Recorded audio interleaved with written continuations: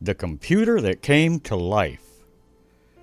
A town named Adams is less than a half-hour drive from where I'm sitting in north-central Tennessee, and the town is famous for the Bell Witch Haunted Cave.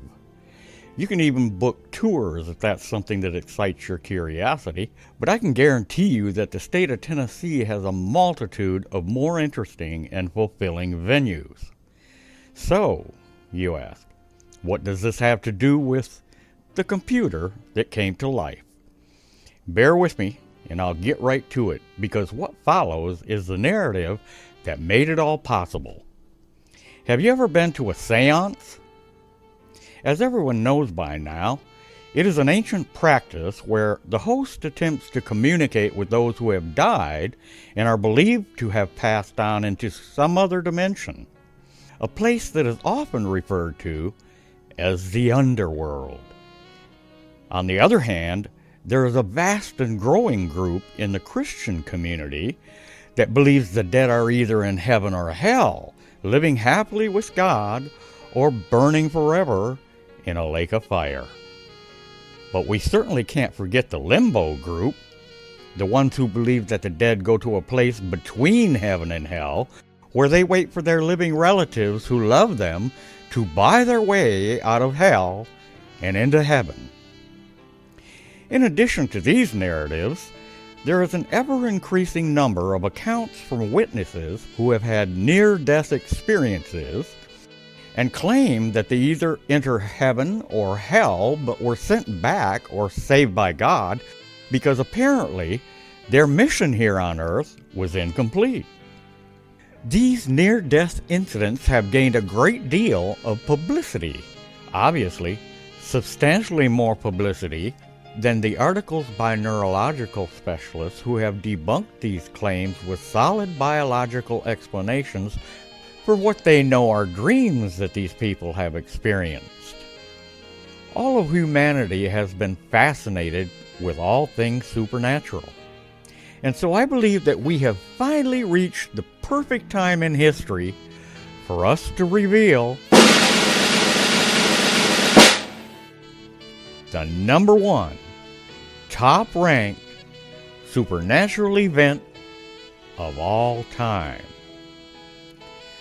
Thus says God the Lord, who created the heavens and stretched them out, who spread forth the earth and that which comes from it, who gives breath to the people on it and spirit to those who walk on it. Now that right there is as supernatural as it gets. God the Lord is here identified as the creator and organizer of all the universe, the heavens and the earth and all things therein. In that same context, he identifies himself through Isaiah as the one who sent the coming Messiah of Israel when he said, "My servant, my elect one in whom my soul delights, he will bring forth justice to the Gentiles." He who does all these things also gives every person born both breath and spirit. This raises an obvious question. Why is there such a wide range of beliefs when it comes to life, death, and afterlife? Perhaps the perfect parable to explain it is the computer that came to life. We can easily compare a human to a computer and quickly recognize the simplicity of the relationship of the spirit, the body, the breath, and the soul. The spirit of a person compares to a software program on a computer.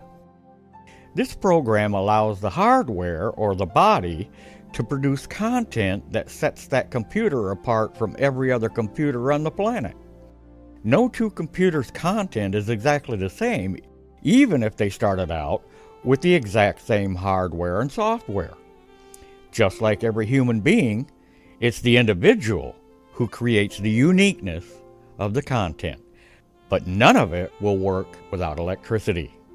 Just like the breath of life that God breathed into the first human he created.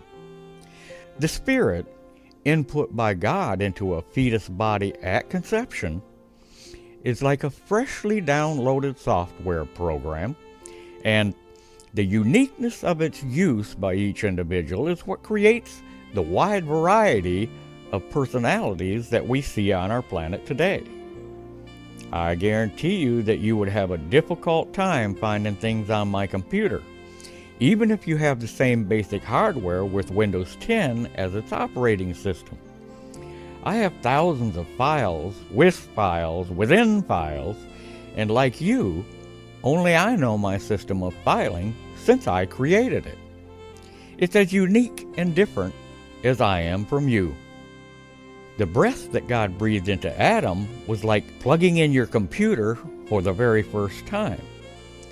An electrical storm causing your computer's power to cut off and back on in an instant is like having a near-death experience, and you may even lose some unsaved data in the process.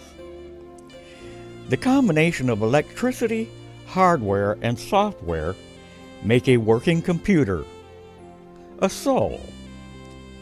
Taking away any one of the three components that makes up the soul renders the other two useless and the soul non-existent.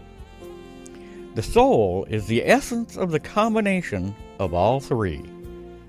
But, you say, this computer parable isn't so bad so far, but how can you possibly use it to compare both men and women? There are distinct and unique differences in their bodies and even in their thought processes. Good point. Back in the early 80s, the answer to this question was firmly established. Two men, Steve Jobs and Bill Gates, began the process that turned personal computers into an indispensable tool for almost 2 billion people worldwide as of October 2014. And in the infancy of this process, Steve ran into a personnel problem. This forced him to hire Bill to supply the software for his new idea, the Apple Macintosh PC. So Bill wrote Apple's programs using a computer language version he had modified from a language called BASIC. But it didn't end there, as we all know. Later, Gates developed a new programming language called MS-DOS, and that language became the industry-wide standard for all programming. Now, I wouldn't attempt for a moment to belittle the Almighty God, the Ancient of Days, by trying to compare Bill Gates with him. But with this crude illustration, we can show the parallel of the events that took place during God's creation of Adam and Eve and the development of the Apple and Microsoft relationship. God took a rib from Adam to make Eve. Apple took software from Microsoft to make the Mac PC. Both Adam and Eve got their spirit from God. Both Microsoft and the Mac's PC were programmed by Bill Gates. The programs had slightly different languages, but both PCs still perform most of the same functions. They just reach the same goal in slightly different ways. It's like one wife said when referring to her husband. Sometimes it seems like we don't even speak the same language.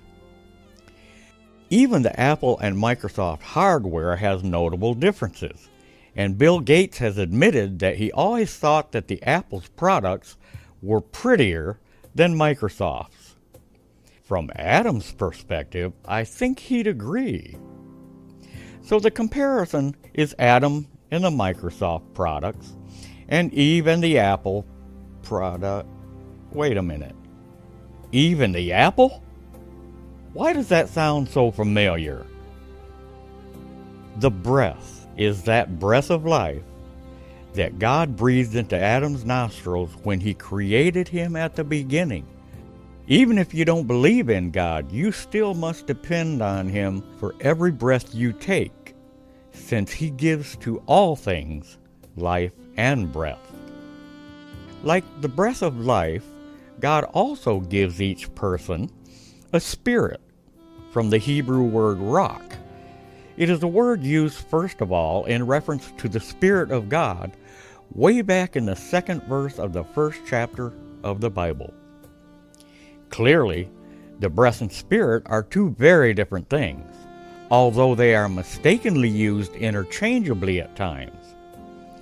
Only men and women were created in the image of God, each with hands and feet, eyes and ears, a head and mind, with thoughts that generate actions. All combine into a unique personality referred to as their soul. When a person dies, the breath and spirit both leave the body. But as God tells us through the writings of the wisest man who ever lived, then the dust will return to the earth as it was, and the spirit will return to God who gave it. Herein lies the confusion that we see present in all of society today. It centers in part upon the question, what is the soul? After looking at the simple facts in this illustration, that confusion seems ridiculous, but the other reason for the confusion is just as ridiculous. The first lie ever told was the one that Lucifer, the father of lies, told to Eve at a tree in the Garden of Eden. That was the tree whose poisoned fruit God told them never to eat and never to even touch. God said if they disobeyed, they would die. But the devil, who was confined to that one tree, told Eve that God was lying and they wouldn't die. That same lie is being preached by spiritualists, witches, and some claiming to be gospel ministers who say that the dead aren't dead. They claim the dead are just somewhere else and can be contacted or prayed to, or that they are watching us from heaven or screaming in hell. And do you know what the devil is doing? He is laughing his wings off because his lie is still being told. What a relief the truth about death brings. Now those who thought their relatives were burning in hell can step back and reevaluate who God really is, a God of love. And those of you who thought that your deceased loved ones were in heaven, looking down again, can also relax knowing that they aren't being forced to watch all of the pain and problems that the ones they love are still going through here on earth. Now those who thought that they could actually talk to the dead will realize that it is a hoax established by the devil, and that the spirits being conjured up are the spirits of devils masquerading as their loved ones. When we finally understand what part of the soul that the spirit actually is, we can easily see why, at the time of death, it is automatically back in the possession of the God who gave it in the first place. Think about this final computer analogy. The cloud is online storage where anything from a computer can be uploaded and stored. A copy of your unique spirit is being automatically uploaded to God's cloud on a split-second by split-second basis. The cloud illustration in our parable is God's backup system, and I guarantee you that the all-powerful God who created all things will never have a power outage that will lose your backed-up spirit files, including each and every file that you've ever created throughout a lifetime of memories. And last of all, God has guaranteed that the breath will also be reactivated in all of his friends at the second coming of Christ, the resurrection day of the redeemed. Finally, we should always remember that God is not far from every one of us, for in him we live and move and have our being. I thank God that he has the ability to recreate each and every one of us into a more perfect being than we ever were. I am eagerly looking forward to that day, aren't you? Please like and share this video so that your friends and family can enjoy it, And visit peacefulresources.com to discover more fascinating information about our incredible Creator, God.